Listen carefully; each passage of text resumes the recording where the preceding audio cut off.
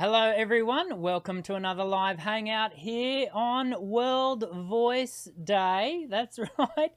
If you're still in the 16th of April, many of you are, it is World Voice Day today. For me, it was World Voice Day yesterday. And I celebrated World Voice Day by going to an ANATS event. I really enjoyed it. It's the first ANATS event. ANATS stands for the Australian National Association for Teachers of Singing, ANATS, that's right. I used to be the national vice president. You'd think I'd remember that, but it was many moons ago. Anyway, I went to the event. It was fantastic. And in fact, given some of the questions that have already come into the chat, I'll be able to reference what we did yesterday at that event. It was an event spent with many young teachers.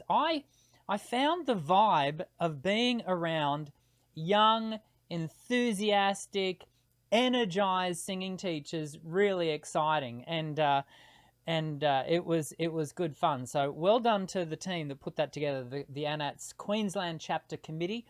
You did a great job, so thank you. I hope you have had a great last couple of weeks. Of course, we haven't seen each other since before Easter. We had a good Easter here in the Robinson household. It was my wife and I, Jodie and I, looked back over the last week or so and went, we cannot comprehend. We got so much done. We fit so much in to the last couple of weeks. It's crazy. Everything from getting our flu vaccines through to getting the car service through to, look, I won't go through it all. It was, we packed a lot in. We went up and watched my son play some tennis. Anyway, I hope however you spent your Easter, it was restful. If you celebrate Easter, that is, and many people in the world don't celebrate Easter, but if you did, I hope it was a restful time spent with family and friends, and celebrating the remembrance of the reason for Easter. Next week, today we are doing a mini topic. We're going to get to that in a second. It's an interesting topic today, and we'll get to it in a second. And there's already Q&A lining up too, which will be exciting to get. We've been a little bit sparse on the questions in the last few hangouts, so hopefully we'll get a few more Q&A. But already the questions coming in the live chat are fantastic. If you have a question, please put it in the live chat. Linda grabs your questions, puts it so you can see this way. See this down here? This is the live chat, right? And Linda grabs your question, puts it into a doc, and we answer it after we do today's mini topic, which is, as I said, we'll get to it in a second. I want to tell you about next week's live hangout. We are having Melissa Cross from Zen of Scream join us. Melissa's live hangout with me, which was 4 years ago. It was a little while ago. It was pre-COVID. Is still my most viewed live hangout replay. It's got, I think, nearly 40,000 replays, because this lady is so highly regarded when it comes to areas of distorted voice. So that we're talking death metal, screamo, really hard, heavy vocals. But she is the guru in doing it safely, doing it with technique. And Melissa's coming back onto the show next week. There's a reason why she's the most viewed live hangout that I've ever had, is because she's amazing. So make sure you don't miss next week's show by subscribing, hitting the white bell icon. You know the drill. You'll get the notifications and yada, yada, yada. Let me get myself planned up here, ready to go for our chat. And again, make sure, as we're going along, if you've got questions from our mini topic today, make sure you look at, what am I saying? Hang on, so what am I saying? I'm trying to get myself started here. Hang on. Come on, Daniel. as you know, I've got to get all of the all of the stuff together. There's so many buttons in front of me. Okay. Oh, that's not going to work. Hang on. Clear. Get rid of that. Okay. I think this is what we want to be looking at. Okay. Strategies to conquer vocal demands. And we're going to look at 10 strategies to conquer vocal demands. Now, as we go along, as I was sort of creating this list, and it comes about because I've had a couple of conversations with some of my pro students over the last few weeks, and as the gigging schedule starts to ramp back up, because, you know, here in Australia, sort of January, February, March is kind of the quieter months for gigging. Not dead, but quieter in Brisbane. But as the gigging schedule starts to build up, you know, the vocal demands start to increase. And so I've been having some conversations with my professional students about some strategies to conquer those vocal demands, to really bolster the voice so that, you know, the voice can go the distance. And so I thought it would be a helpful topic for us to discuss with you today. You don't have to be a gigging singer to get full benefit out of what we're going to look at. And some of these things we're going to discuss are going to be very familiar to you. Some of them are common sense. Some of them not so much. I'll be interested to see in the chat as we go along which ones really stand out to you. So let's get into it. If I can get over here. So the first one, and this will come as no surprise, and some of these, the other way I would characterize some of these things we're going to talk about today is kind of 1%ers. You know, it's those little things that you have to do, those little 1% disciplines that add up. And in fact, if we were just to apply 1%, the 1% rule to every single one of these, that's going to give you 10% benefit, which for many singers is actually going to be the thing that determines whether your voice falls into some wear and tear or is maintained in a zone of being sustainable and healthy. So each one of these is strategies that you really want to be putting into play. And the first one is prioritize your vocal hygiene. This is so important. It comes down to some personal disciplines. So we're talking about, yes, staying well hydrated. I know I'm a broken record. You've got to drink your water, people. We want good, sustained, systemic hydration. Drinking 2 to 3 litres of water. Look, here's my water bottle. Drinking 2 to 3 litres of water a day is, and a little bit more if, for example, if you're pregnant or if you are working outside in the heat, or if you're exercising a lot, you're going to be wanting to be up towards the 3 litre mark, but you don't want to drop below the 2 litre mark. You really want to sustain that hydration. We want to avoid excessive caffeine. I think that's a good way of putting it, isn't it? Because we no longer say caffeine, you know, coffee's out of the question, but you don't want to have excessive caffeine. Reduce that impact of reflux. Reduce your level of alcohol consumption if you can or should. Well, you probably should. And that's also going to drop your levels of acidity and also the hard work your liver has to do to process that. These things are going to reduce dehydration. So you don't want to be putting the hydration in and then having your body just be depleted by some of the behaviors. And then things like smoking, some of these personal disciplines, you know, it's not a matter of reducing smoking, it's a matter of eliminating smoking. We've talked about that many times here on the channel. Of course, vocal warm-ups and cool-downs, again, we say this all the time, but it's the discipline, isn't it? It's the doing. We know to do these things, but it's actually the discipline of doing them. You know, you might be limited in time, and so you just throw the guitar on and start strumming away. The funny thing is, before you know it, you've been standing there for, you know, or sitting there for an hour singing away with your guitar. You probably should have taken 5 minutes to really prep the voice with a good vocal warm-up and then at the end of that rehearsal or performance, you want to make sure you're cooling down.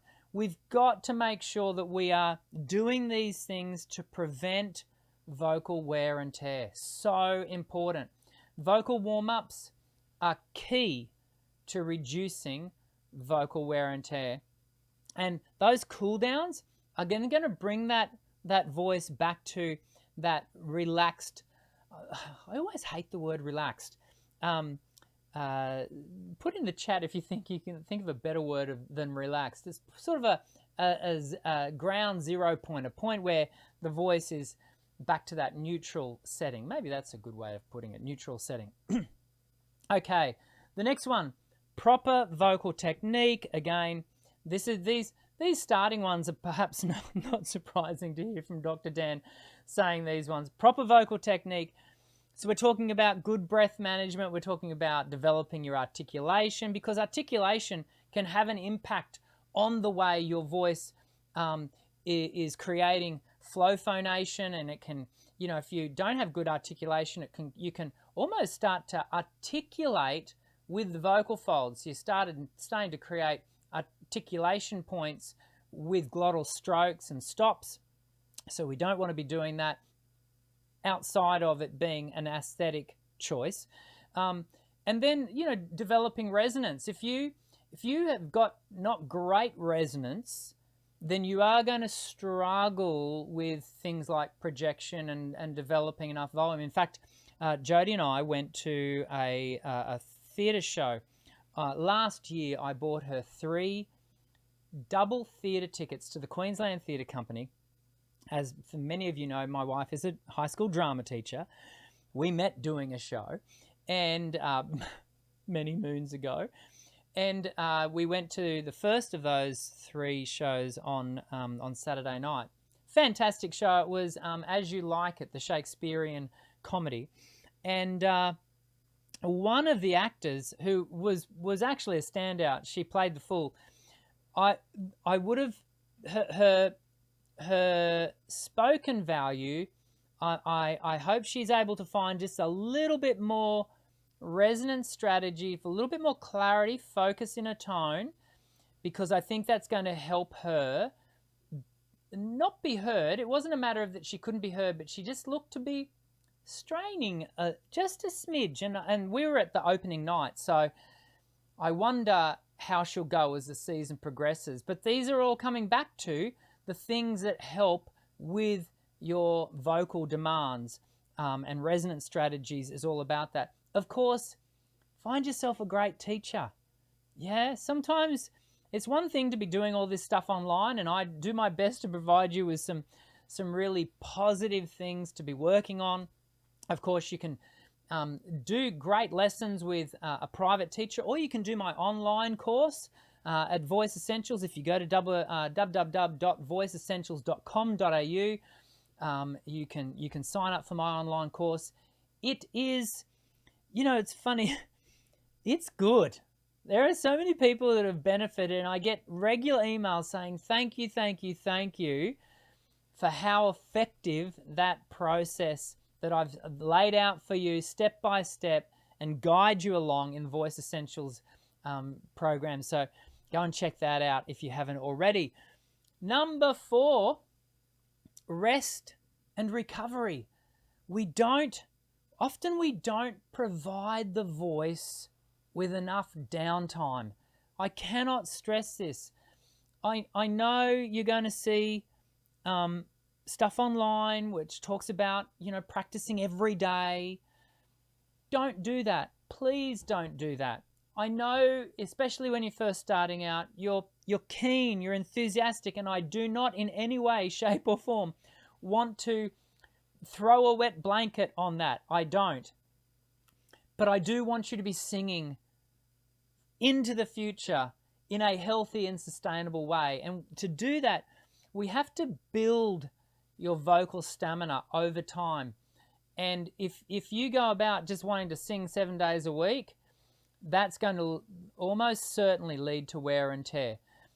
Yes, there may well be the exception to the rule, but I don't know about you. I'm not the exception to the rule. I'm a part of the rule, and chances are so are you. And so, at least at the absolute minimum, you should have 1 day off. But I'm always given to recommending 2 days off a week. So that might be you practice Monday, Tuesday, day off on Wednesday, then have 2 days of practice on Wednesday, Thursday, Friday. I've got to remember the days of the week. Deary me. And then you might gig on Saturday and then have the day off on Sunday. You might even gig Friday night. You've got to build it around. You've got to strategize and organize your vocal load and dose around your own schedule of rehearsal and performance.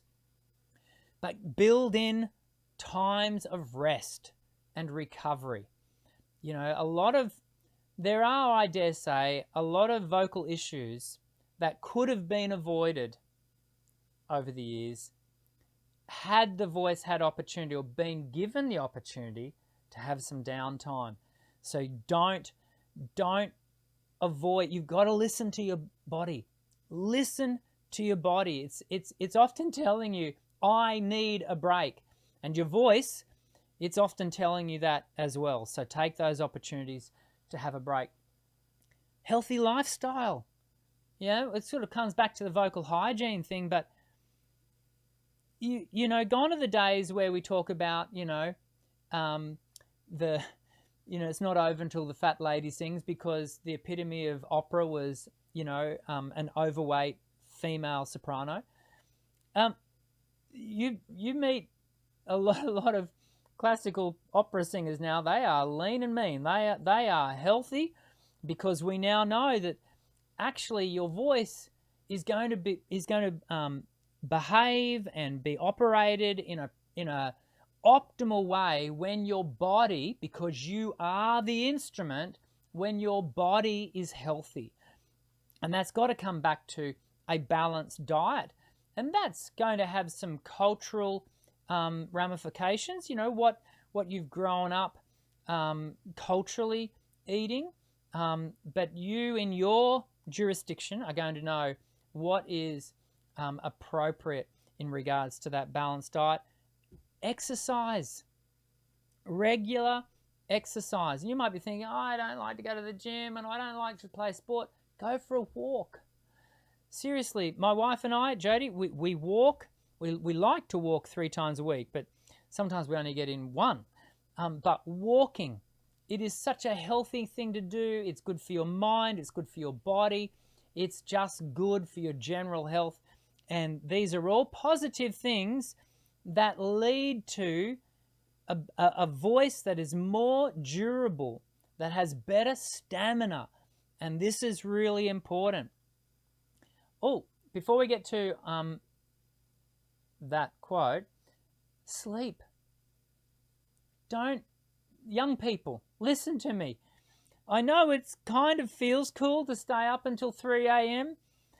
and then have to get up and, maybe go to your part-time job at 8 a.m. It's not good for you. Your body needs rest, not just your voice, but also your entire body. And so getting good sleep, good regular, healthy sleep. So that means consistent regular bedtime and a consistent regular wake time. And I'm sure you know about those things. So here's a great quote from Idina Menzel. Idina was she's the singer out of Let It Go, Let It Go. What's that musical called? Frozen. And she was also in Wicked. She played the Green Witch in Wicked. Oh, my brain's gone. Anyway, let's get to the quote.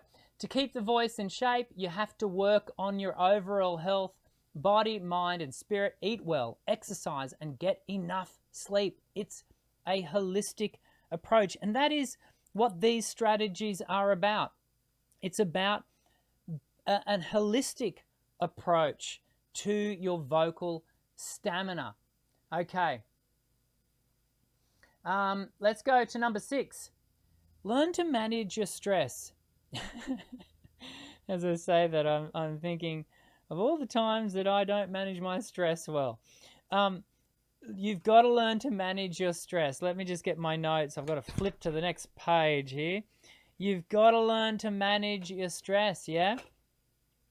And you can learn to manage your stress, because when you carry tension in your body, your voice cannot perform to its optimum.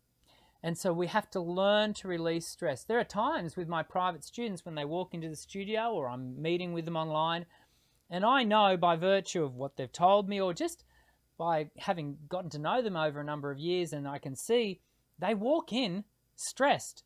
So we have to take a moment to actively release that stress. This is a really important strategy. It's maybe not one that you've thought about, or maybe it's not one you actively, go about acknowledging in your own process, but take a moment. So things like yoga and meditation, deep breathing techniques, these are all positive ways to reduce your stress, but also make sure that you find yourself in supportive environments. Because when you're in a non-supportive environment, that is an environment perhaps where, maybe the band you're in is not that into you, or the band is a toxic space, that's going to lead towards stress. And so I'd encourage you to contemplate what can be done to bring about change. Sometimes you're going to have to be really directive and prescriptive in those changes, and sometimes you can just bring about some more indirect changes, but it's about being in that supportive environment. Monitor your vocal health. Like I've said it here many times, many singers just jump on the stage, open their mouth and hope for the best. There's not a sense of, reflectively analyzing how is their voice behaving today. And when you spend time with your voice, working along those areas, for example, of technique, and spending time really exercising the voice and workshopping your technique, you get to really know, how does my voice perform? How does it feel? When you perform a lot, you get to know, what can I expect of my voice when it's in, really good condition? But use those times to then be able to go, oh, okay, my voice is not there. It's sitting maybe at 80% today. And so you adjust your expectations in accordance with that. Really important. And do you know what? Don't put your head in a bucket of sand if you feel there is some issue that is persisting in your voice. Have it assessed, and if necessary, diagnosed by an ear, nose and throat doctor, preferably a laryngologist, who can identify any, whether it be organic or functional issues of the voice. And it's really important. Don't just let it go on and on and on. The sooner, this is often the case with medical things, isn't it? The sooner you get to the issue or identify an issue, the more able you are to alleviate and correct that issue. This is a big one. Use amplification equipment when needed, and use it correctly. In fact, I had an email from my very good friend. He's been on the show before, Jeffrey Ashenden, and he has just emailed me about one of his students who was looking for some advice on a PA for this particular older singer to buy, because he wanted his student to be able to practice and become familiar with working with a PA. But it's so important that you learn how to work with and get the full benefit out of a quality PA. So I'm not talking about going to a toy store and buying one of those, you know, toy mics. That is not going to end well. You know, funny thing, as singers, when we survey the world of musicians, and singers are musicians, we just happen to play the instrument that is internal to us. But because our instrument, we're so given to not needing to, we don't have to buy the instrument per se, is what I'm getting at. And so we're not in the habit, it's not the culture of singers to spend money on their instrument, perhaps outside of lessons, which is definitely something you should do. But all musicians generally do that. All quality musicians will have spent some time and some money on good tuition. But instrumentalists also have to spend money on buying their instrument. They'll have to do the upkeep of buying strings. For example, if they're a violinist or a guitarist. If they're a live muso, and they might have to buy an amp. Then they get into the process of buying effects pedals and leads and buying another guitar. So the price like the money thing goes on and on and on. We as singers, we're not in the habit of spending dollar. And I think in some ways this is a disservice to us, because we can really benefit by not just rocking up to a gig and using the mic that's supplied. That's like a guitarist just rocking up and using a guitar that's supplied. This guitarist is not going to get the best out of themselves when they do that, because they don't know that guitar. And it's the same with a mic. A mic is not a mic is not a mic. You want to find a microphone, and in fact, not just one microphone. I hate to tell you how many mics. I own an embarrassing amount of mics. I own a lot of mics because they all do different jobs.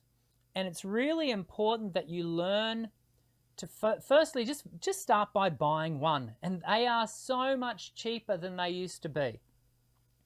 So start by buying one. Go into a pro audio store, not, you know, I'm talking a pro, like here in Brisbane, I go to a place called Brisbane Sound Group. Fantastic help. They've always really looked after me. And they, not sponsored by the way, shout out to you guys. You've always looked after me. And they will, you can try mics, you can hire different mics and get a feel for which one works best for you. Spend some dollar, then rock up to your gigs with a mic that you know what it's going to sound like each and every time you rock up to do a gig.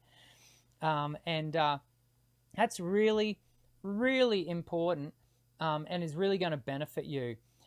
Okay, there's more that could be said about that, but we're going to move on. Vocal exercises and training. We've kind of covered this, but it's about the regularity of your vocal practice. I hurt my back in my PT session about 2 weeks ago. It was my fault. I didn't brace correctly with my lower back, and I hurt it. It's taken me a couple of weeks. And over Easter, because of Maundy, Easter Monday, I didn't go to PT.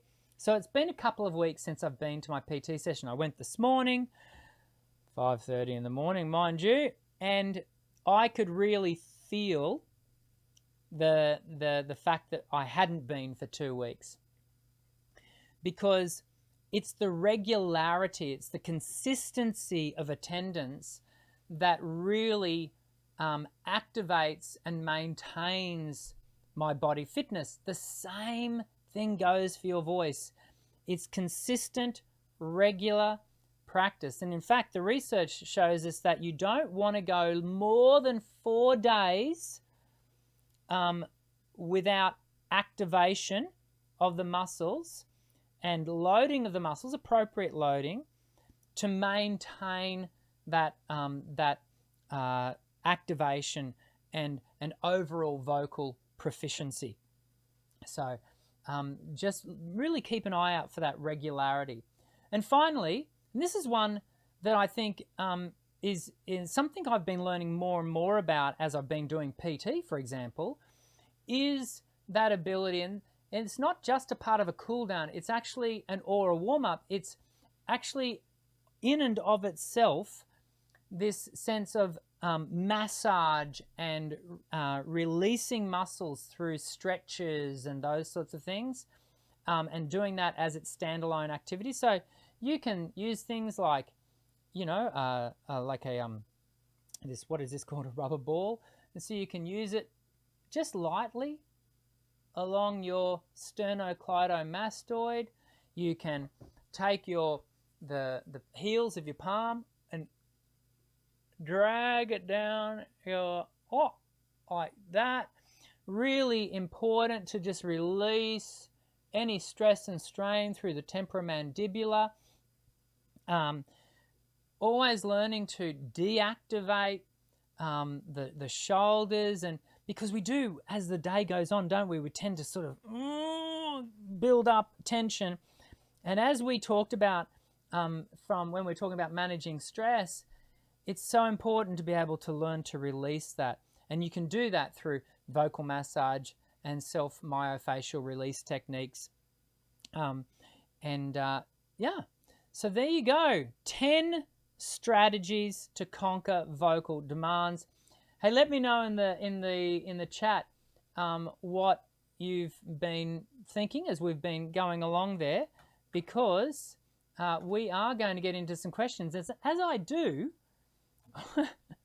I can see Kelly. Kelly is so good. She's always so kind in putting in the super chats. Let me just come over here. I want to, oh, hang on. Sorry, gang, there we go, that's where I want to be. So I'm going to go straight to Kelly's question because she's put a super chat in there. How do you learn what different mics do? It's so confusing. Yes, it is confusing. Kelly, there are two different kinds. There's more than two, but there's the two main performance mics that you are going to want to be aware of. Is there's what's called a cardioid and a supercardioid mic. Now, the classic examples of those are a Shure SM58 is what's called a dynamic cardioid mic. So its response is quite flat. It has very low feedback tolerance. Very high feedback tolerance is probably the way you'd put it. So it's great for super live venues like pubs and clubs, which is why it gets used a lot as that kind of mic. They're also like really hardy, like they're super hardy. You can drop them from a 10-story building and pick it up and it'll still work. The one, however, that I tend to point people towards, which has that same level of hardiness, but it has a little bit more frequency response, is actually the Beta 58, the Shure Beta 58. This is the one I steer people towards when I don't have an opportunity to put them on a whole different set of mics and get them to find the one that's perfect for them. And it is what's referred to as a dynamic supercardioid mic, and the supercardioid refers to the polar pattern and the way it responds and the way it captures sound around the ball of the mic. So the dynamic bit refers to the way that the mic is energized, the capsule is energized. And so there's the dynamic version, and there's what's called a condenser. And condensers, so a good example of a condenser supercardioid is the Beta 87A Shure microphone, of which I have one here in the studio. And it's really great for certainly in a space like this where it's very contained. There's no, significant external sound values going on, and so its feedback tolerance is much lower than the dynamic microphones. I'm only referencing two types. Well, they're three types of performance mic. There are other types of recording microphones. For example, I'm wearing a lapel, which is for spoken voice, really for spoken. I'm using a broadcast mic here, which is the 7B or whatever they're called. I forget what. SM7B. There's a mic is not a mic is not a mic. It is confusing, Kelly, but this is why it's so important to go into a pro audio place and talk to someone directly about them.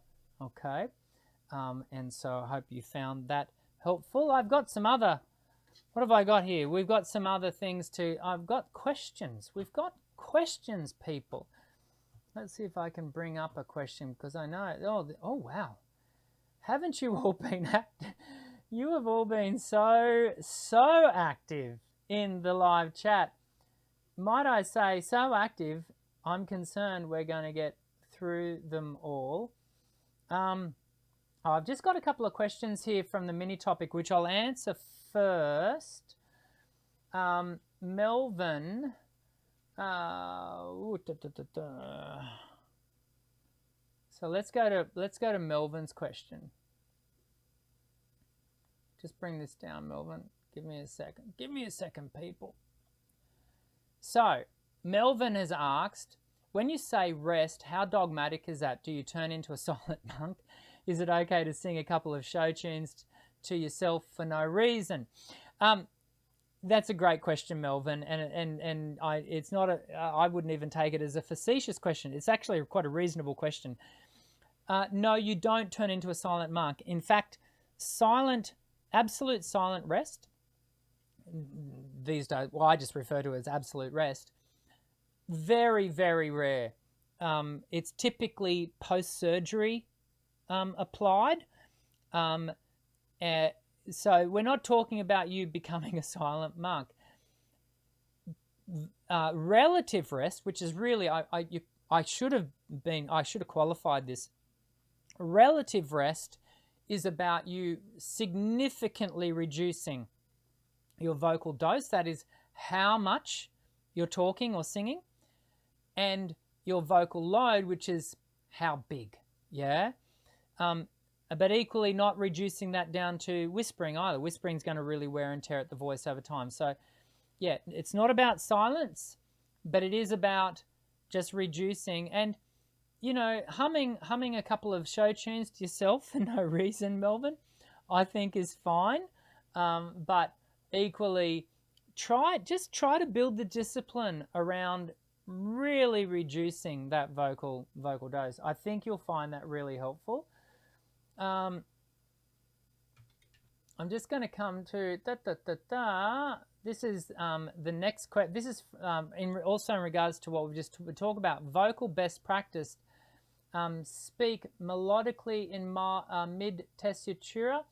So to interpret what you're asking there, next level journey is yes, to speak in the middle of your spoken range. So you're not really speaking up there, and not really, it's just continuing to speak in a really even level. Yes, allowing the voice to melodiously move up and down without it becoming extreme in its movements. So yeah, hopefully next level journey that answers your question. We're going to come to Mackenzie.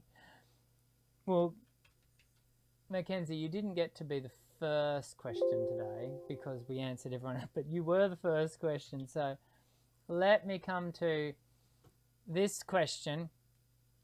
Mackenzie's asking, she has, the question is, the school is probably doing Les Mis in the fall. I'm going for Little Cosette. Do you have any suggestions for audition songs that might fit my voice? 3. Let's go for 3 because we don't have time to give you more. you do want to learn one song, I think, and be prepared. Always go with being prepared with more than you're going to be asked to sing. So I'm going to give you 3 ideas. One is from the musical Castle on the Clouds. Little Cosette sings that song, so that would be a good song to learn, I think. Then another one would be, and this is sort of a classic, Tomorrow from Annie. And it's interesting, when yesterday, when I went to the ANATS event, do you know what we were talking about? We were talking about, and it was a 3-hour event where we went from table to table and we intermingled and good networking. We were talking about choices for repertoire. So one table might be about, do you have choices of repertoire for beginner level teenagers, teenage males? And then you go to the next one, it would be for a classical beginner adult, and so forth. It was a really interesting discussion. Repertoire is such a big space, you know, especially with the advent of Spotify and all of that. You can access so much different repertoire now. So anyway, back to Mackenzie. So Tomorrow from Annie is a good one, and I think you'll find that it has a similar range from memory to Castle on the Clouds. So you get to sort of express from a different musical, but, you know, showcase very similar things about the voice. As a left of field kind of idea, you might like to have, this is one of my, I love this song I'm about to recommend, When She Loved Me from Toy Story. When somebody loved me, da da da da da da da. Ah, it's just beautiful, and that is the point of why you might audition with it. Is it really gives you an opportunity to show a director, a music director, your capacity to emote, because it's beautiful. It's you generally covered the really well known cover is by Sarah McLachlan, and so it's quite light, very in keeping with Castle on the Cloud, but it's just I don't know. I love its innocent quality. It's just beautiful. Okay. Dan, can we say the remaining question? I'm going to answer one more question, because and I'm just getting a note here from Linda, and I agree, Linda. We've got a lot of questions today, so I'm going to dedicate a whole Q&A session. I'm going to answer one more question. We're going to do a whole Q&A, not next week because that's when we're having Melissa Cross. The week after that, it's a public holiday here in. Now I got to say it's about anyway. Yeah, no, it is. It's a public holiday here in two weeks' time. Anyway, we're going to do a dedicated Q&A in a few live Hangouts time. So make sure you tune in, because we do our best to get to your questions. Okay, let's go one more. And this was the one that came in from Lilo. Is that how I pronounce it, Lilo? I don't know. Dr. Dan, I've recently found a singing teacher. I'm not sure if he's good or not. So what's the most important thing I should know in the teacher to know if he's a good one or not? I'm going to give you 10. You ready? Here we go. I quickly wrote, because your question came in before we started the show, so I quickly wrote down a list. You ready? I'm going to quick fire, and then we're going to call it quits. Maybe I should do this as a whole standalone. Maybe we will. I'll do this as a whole standalone in future mini topics, but I'm just going to quick fire them for you, Lilo. Here we go. Number 1, qualifications and experience. You want them to be qualified. Teaching style and methods. Yeah, check out what are they teaching. It's so important that you understand where they're coming from. A classical singing teacher is not going to be good for a contemporary singer. Vice versa, okay?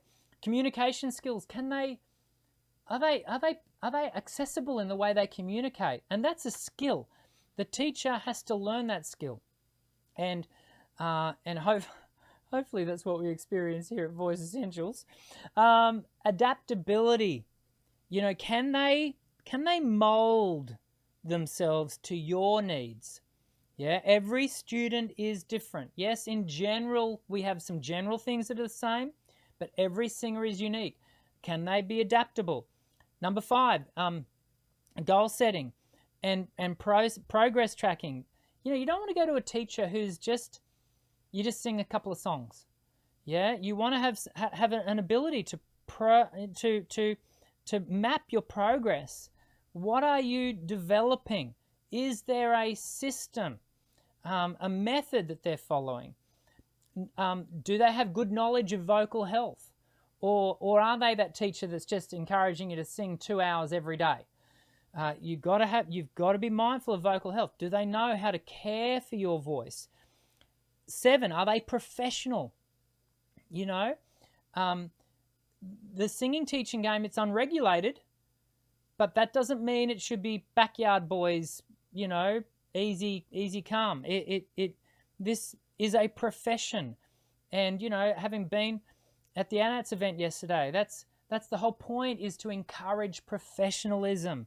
Are they a part of a professional association in their local area? Compatibility. Not every teacher is going to be compatible with every student. I do not believe that every teacher is going to be the perfect fit for every student. I'm not. No teacher is. No matter what they tell you, that is not going to be the case. And so please be mindful of that. Melvin, I just saw the super thanks. Thank you for the super thanks. I think that's in reference, in thank you for the answer. You're more than welcome. Number 9, performance opportunities. Some studios will provide performance opportunities. That is going to be determined by the type of studio that it is. I must admit, post-COVID, less teachers are given to doing, you know, creating performance opportunities, but I think they're starting to come back. It really is going to come down to the teacher. None of these are absolute, well, some of them are deal breakers, I guess. Number 10, testimonials and references. You know, how do you know that they're good? Was it through word of mouth? Do you have a friend that learned from them? Have they taught? I'll tell you, I'll close on this. I had a funny question happen the other day on YouTube. The person came through and asked, who's the famous people that you've taught? And I said, well, actually my response was, I don't sing and tell, which I thought was quite witty. They responded with, well, if you won't tell me, I won't, I'm going to unsubscribe. Oh, okay. Well, bye. I am in the habit of not making a big deal of the so-called famous people that I've taught, and I've taught a few, because I value every student equally. I'm not into celebrity culture. I really am not. I find it can be, there are many things that I don't like about celebrity culture, and therefore I'm not into extending it by virtue of, laying claim to all the famous singers that I've taught. There are many singing teachers that I respect sincerely who do, and that's for them. For me, I don't put out there, who I've taught, because all of you, regardless of whether you, are super uber famous, or you're simply wanting to sing a nursery rhyme from your grandchild, or you're wanting to audition for your local theatre, all equal to me. And so, but anyway, number 10 is testimonials and references, and so that's a good thing to keep in mind. That was what we call a full show today. We have covered a lot of ground. We are going to get to all of your other questions in future shows. We've got them recorded there. We'll be able to answer them in future shows. But of course, you'll be able to ask them again in the live chat when we get together again. Probably not next week because we've got a live guest, Melissa Cross. She is amazing. You're going to love her. If you've never seen her before, you can check out the last time we hung out. It's on the channel. If you've enjoyed today, please leave a thumbs up on the video. Share it with your socials and all of that jazz. And I very much look forward to seeing you next week. Again, happy World Voice Day as the weekend comes to a close for many of you. The 16th of April every year, World Voice Day. For those of you who didn't know that was a thing.